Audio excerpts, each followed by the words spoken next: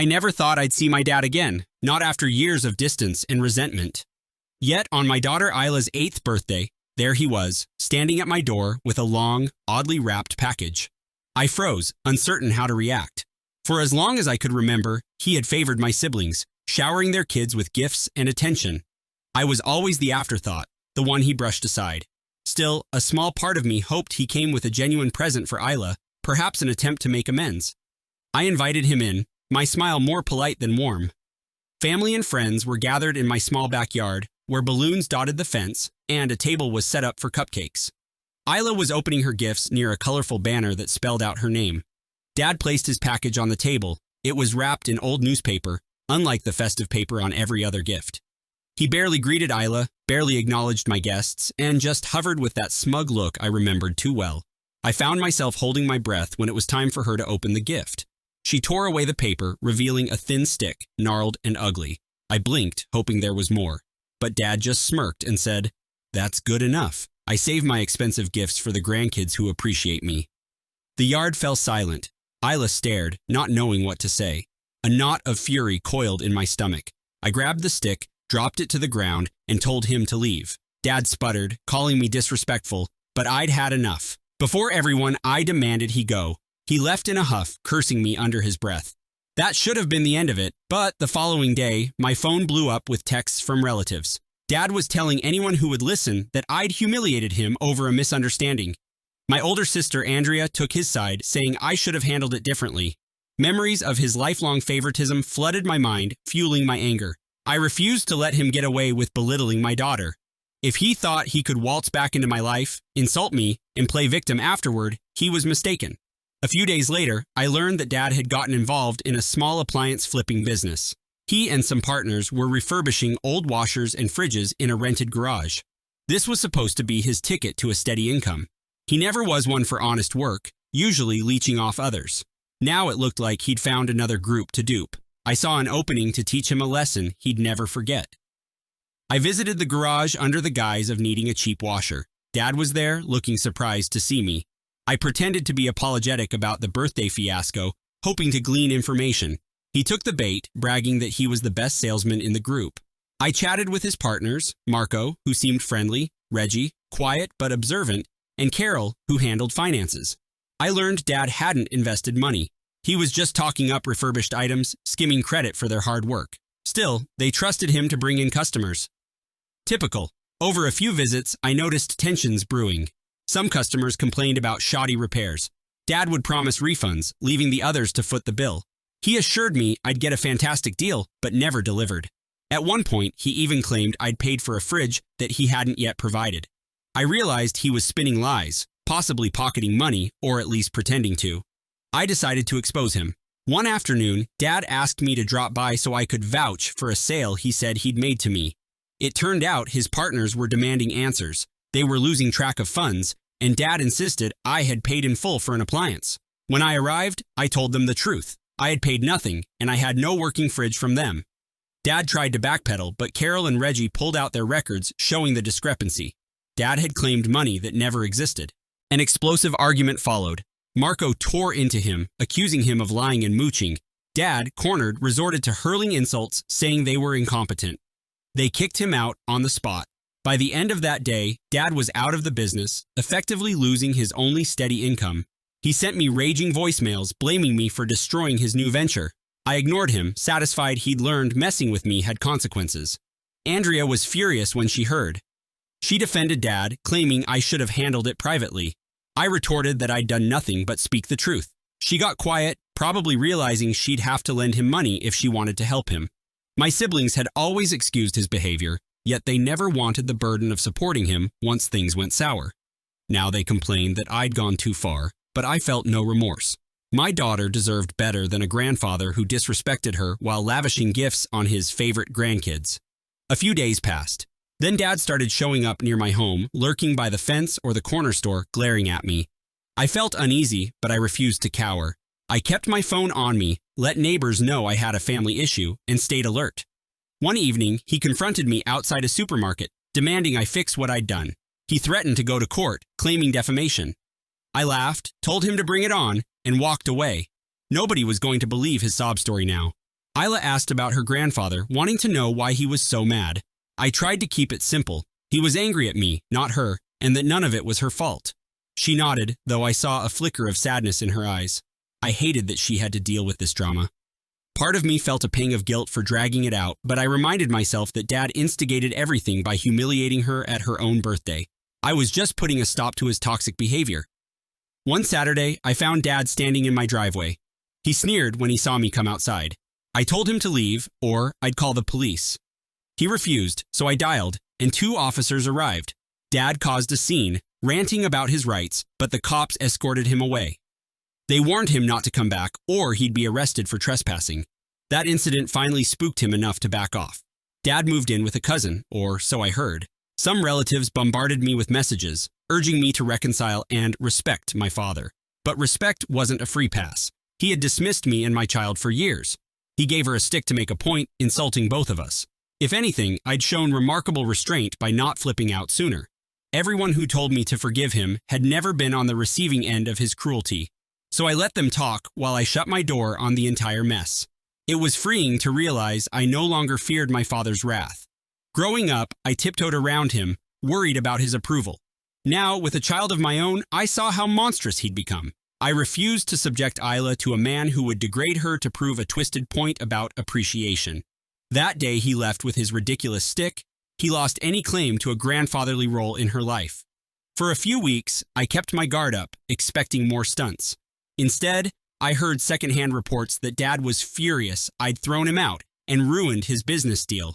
He was calling me ungrateful, a traitor to the family. A friend showed me his social media posts full of ranting about me. He implied he had secret dirt on me that he'd reveal if I didn't apologize. I ignored him. The more he shouted into the void, the more pathetic he looked. My siblings found themselves caught in the middle. Andrea insisted Dad was just old-fashioned, as though that excused everything. My younger brother tried to stay neutral, but eventually told me he was tired of Dad's schemes and outbursts. He said he understood why I'd snapped. We didn't talk much after that, but at least I knew not everyone was blindly defending him. Through it all, Isla went about her usual routines. She played with friends, did her homework, and chatted about her new projects. She barely asked about Grandpa anymore, probably sensing the tension. I made sure she felt loved and safe. If cutting ties with Dad was what it took, so be it. I had no regrets. One evening, I got a call from Marco. He thanked me for exposing Dad, saying that after Dad left, the business ran smoother. They'd even turned a better profit without him, and they wanted to give me a discount if I ever needed an appliance. I declined, feeling I'd done enough damage in that arena, but I appreciated the gesture. It confirmed Dad's illusions of grandeur were exactly that, illusions. Months passed without incident. I found a renewed sense of peace. My father's presence had always overshadowed my life, even from a distance. Now I rarely thought about him beyond the occasional memory of that humiliating birthday. Then, one day, my niece Emily reached out, worried because Dad had shown up at their house too, ranting about me. Her parents wouldn't give him money, so he stomped out, cursing them. Emily asked if he was okay. I told her gently that he was going through a rough patch, but it wasn't her responsibility to fix it. I suggested she keep a healthy distance. I hated that my father dragged his grandchildren into the chaos, but at least my niece had enough sense to question his behavior. I had a sense of finality when I changed the locks on my doors, just in case. I never wanted to wake up to him lurking in my living room. Some might call that paranoid, but I preferred to be safe. After all, I'd grown up learning I couldn't predict his next move. He thrived on control, and I'd taken that away by exposing him. I doubted he'd let it go easily. He sent me a letter soon after in which he raged about disowning me. He threatened to cut me out of his will. The letter was full of spelling mistakes and angry scribbles, making it barely coherent. I couldn't help but laugh. He had no real assets, no property, nothing worth inheriting. Cutting me out was an empty threat. I tossed the letter in the trash. That was the last direct contact I received from him. Andrea told me he was living off different relatives, drifting from couch to couch, still griping about how I'd cost him his business. She thought if we all worked together, we could help him get back on his feet. I responded with a curt no, reminding her that he disowned me anyway. She called me heartless. I told her that he'd been heartless first, and that now he was reaping what he'd sown. She hung up on me, and we haven't spoken since. I'm not sure what Dad expected. Maybe he thought I'd always been to his will, forever the scapegoat who never fought back. But humiliating Isla, showing up with that stick, was the final straw. I was done staying silent, done playing the dutiful daughter who let him trample my dignity. If it took sabotaging his precious new venture to show him I wasn't to be trifled with, then so be it. I won't pretend to regret a single thing. Sometimes, when I'm alone at night, I replay that moment at the party. Isla's bewildered face as she held that worthless piece of wood, the hush that fell over everyone, and Dad's smirk. I remember wanting so badly to shield my daughter from that ugliness. In the past, I would have meekly set the stick aside, tried to smooth things over, apologized to him for any perceived slight. But I'd grown. I owed him nothing. And I owed Isla the protection and respect I never got as a child. Oh, I can't forgive him. And I won't. Forgiveness implies letting go of the desire for him to face consequences, and I wanted him to face every single one. He can't just sashay into our lives, throw insults disguised as gifts, and walk away unscathed.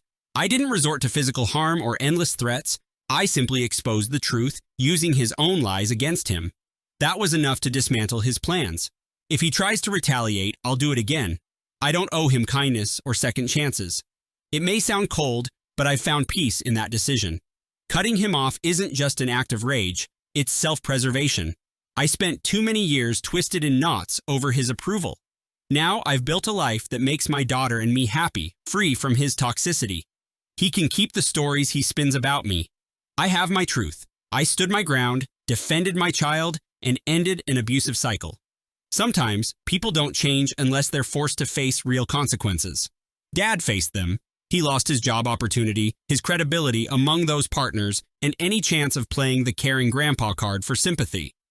That might not be enough to turn him into a decent person, but it ensures he won't tread on me again. Here's the part my siblings don't seem to understand. I remember being a little girl, hoping for a fraction of Dad's attention. Whenever he praised Andrea, I would try harder, just to get a crumb of affection. That never happened. Later, I realized it was never about me. He was simply incapable of genuine warmth unless it served his interests. My mother tried to mediate, but he was so dismissive that even she gave up. As I grew older, I carried that quiet hurt around. I told myself I'd never do that to my own child. When Isla was born, I promised I'd protect her from the kind of rejection I'd known. That promise crystallized the moment Dad showed up at her party with that awful stick. He was never going to be the grandfather she deserved, so why keep trying? Looking back, I see how much of my self-worth was wrapped up in his approval. That's gone now. Isla is thriving without him. She has an extended circle of caring adults, friends, neighbors, and mentors who show her more love than Dad ever did. And if, in time, my siblings want to reconnect without the burden of defending him, I'm open to that. But I won't ever welcome him back. Too much damage has been done. The last thing he expected was for me to strike back, but it felt like the only option. Revenge was never my style, yet I can't deny how satisfying it was to see him exposed.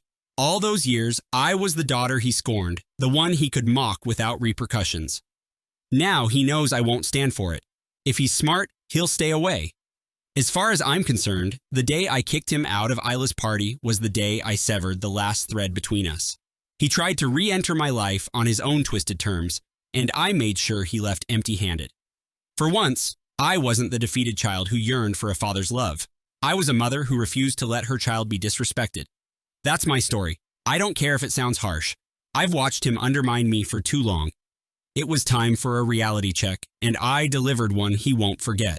I'm living my life with peace of mind now, and that's worth more than any fleeting sense of familial duty. My daughter's birthday may have been marred by his insult of a gift, but it also liberated me. In the end, that's what matters. He's out of our lives, and we're better off for it. I have no regrets. Sometimes I think about the lonely moments I had as a child, watching him shower my siblings with praise and gifts while I pretended not to care. I remember nights crying into my pillow, wondering why my dad seemed so uninterested in me. That sense of unworthiness lasted for years, bleeding into my adult relationships. It wasn't until I became a mother myself that I began to question his hold on me. Seeing how effortlessly he dismissed Isla's existence made me realize that no amount of placating or begging would ever change him. He was the problem, not me. Nowadays, I focus on the future. Isla's growing up surrounded by people who cherish her. We celebrate milestones without worrying if Dad will show up just to ruin the day. My friends, neighbors, and even distant relatives show her genuine affection. That support is priceless. I'd rather have a small circle of honest love than a larger one filled with resentment. There are days I look at photos of Isla laughing, playing board games with friends, or reading bedtime stories with me, and I'm reminded that we're doing just fine. She's happy, and I'm free. Dad's absence is a blessing in ways I never expected. In the end, I have no illusions about him ever admitting fault. His pride won't allow it. But that's not my problem anymore. My loyalty belongs to those who treat my daughter and me with dignity. If he never changes, so be it. We're thriving, and nothing he does can take that away. Not ever again.